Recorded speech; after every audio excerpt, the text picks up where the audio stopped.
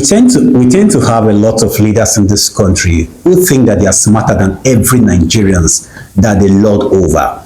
But the truth remains that we no get sense pass also. Now opportunity una get, no be sense una get. When IBB was the president of Nigeria, everybody call us na evil genius, evil genius, evil genius. But when he come out as a leader of, as a military head of state of this country, all those his brilliancy and working claims he gets, it has never been put into use. So when you are leading the people, don't just assume that you are smart, that the people you are ruling or lording over, that their people doesn't have common sense. El Rufai is telling Nigerians now that Tinubu is evil, that the most and the evil he brought upon Nigeria, that he is prepared to undo what he actually did then. He was among those who actually rooted for Tinubu. He rooted not just for Tinubu, for Muslim ticket, that the Christians should go to hell and do whatever they want to do, that he doesn't give a hoot about Nigeria. The same El Rufai is coming to tell Nigerians that, look here now, Tinubu is not the appropriate man to rule Nigeria, and I must do everything to remove him as the president of the Federal Republic of Nigeria. It's laughable that our leaders will just be speaking from both sides of their mouth. Let me read part of the statement of Malam Nasir El Rufai. Nasir El Rufai said, Tinubu is evil. I brought him to power and I will remove him. El Rufai blows hot. And this was when he was granting an interview with Arise TV. Former governor of Kaduna State, Malam Nasir El Rufai, has distanced himself from the ruling All Progressive Congress, which happened to be APC, expressing great regret over his role in bringing in the evil called Tinubu to power, and he will do everything humanly and spiritually possible to bring Tinubu out of that same position. El Rufai, as a guest on Prime Time in Arise, said, I feel like I contributed to this country's problem by bringing the evil Tinubu into power. I should do the last lap by removing Tinubu as the president of the Federal Republic of Nigerians. Nigeria are tired of APC. 90% of the citizens disapprove of it. They want alternative. They want people who can put aside their differences. That's part of the statement El Rufai made. You see, what I want to draw out here before we move further is, El Rufai must not take Nigerians for a ride.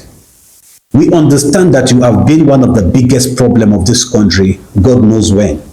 When El Rufai was the governor of Kaduna State, hardly will a week pass by without you hearing that people are being unalive here and there.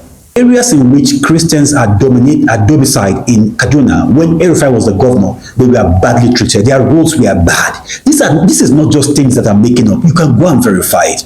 El Rufai was the architect of Nigerian herdsmen and Boko Haram crisis in Nigeria. Since El Rufai left Kaduna State, there have been relatively peace in Kaduna. And that is the truth. So what it is that El Rufai is trying to tell Nigerians, look here, the issue is not about, we could just come out Tinubu for the sake of combating Tinubu. No. Me, I don't subscribe to that again. No. Those that want to remove Tinubu, waiting then get to offer the Nigerian people. That is the question.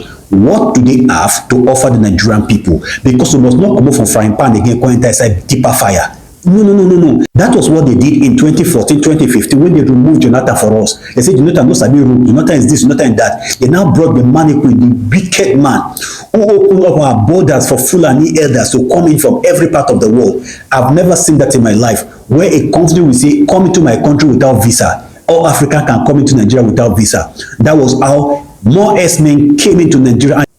So it's not about removing Tinubu. What are the alternatives? Those that want to come on board, what do they want to offer? We want to hear them speak to us. We have been hearing Peter Obi talking to us. We have been listening to Peter Obi. And most of us, we have keyed into the vision of Peter Obi.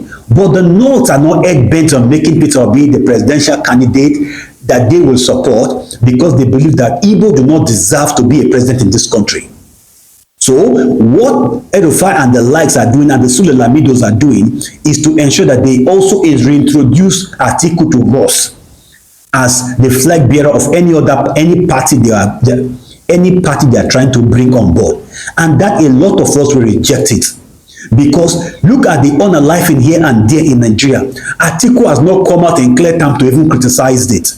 Atiku has not even made any effort to say, let me go and visit them. So Atiku is going to start where Buhari stopped, because he's a Fulani man. And that is the truth. Most of you will be dissatisfied with what I'm saying, but that is just the crystal fact. It's not only about let us just remove Tinubu and bring who?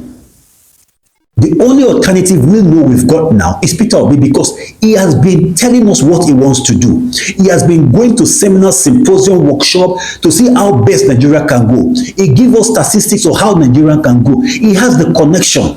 He has the connection. This is the only person I think currently that is prepared to lead Nigeria. Anything other than that is a joke. But the Northerners will never allow Peter Obi to lead in this country because he's an Igbo man, because he's not a Muslim person.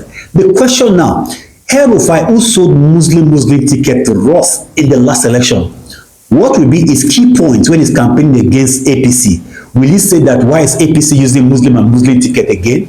This is one of the many problems we are going to encounter with El Rufai. El Rufai went further to say something that in 2015 that Jonathan was removed.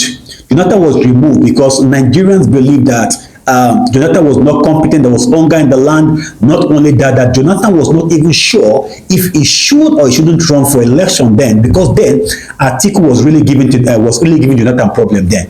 At a point in time, most of us here say Jonathan was even begging Atiku, please let me do this one, you continue where I stop. But Atiku refused. Atiku refused and technically worked for Buhari. He worked for Buhari because both of them are Fulani men.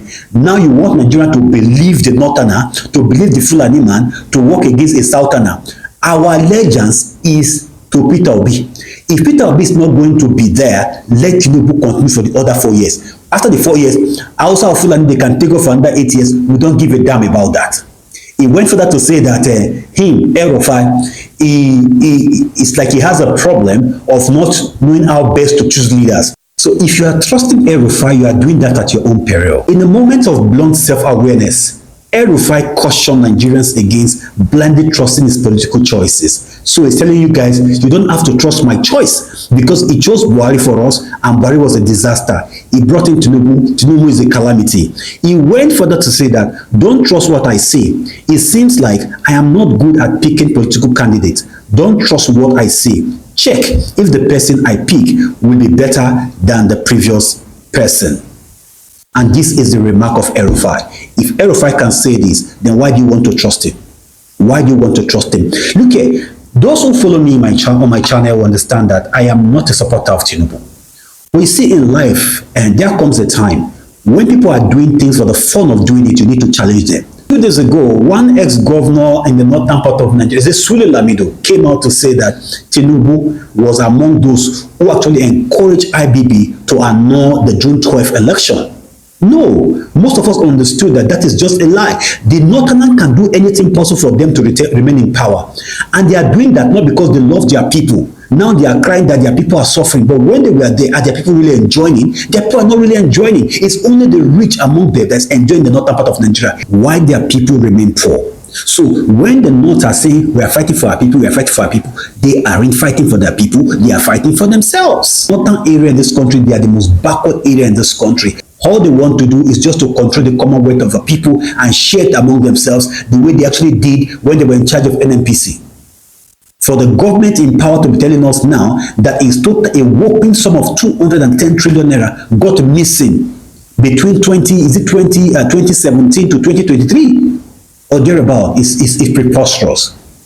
We cannot continue this way in this country. So, Nasir El Rufai, we are just leaving that to the winds. We do not care. We want to see all the candidates and we are going to choose the ones we want among them.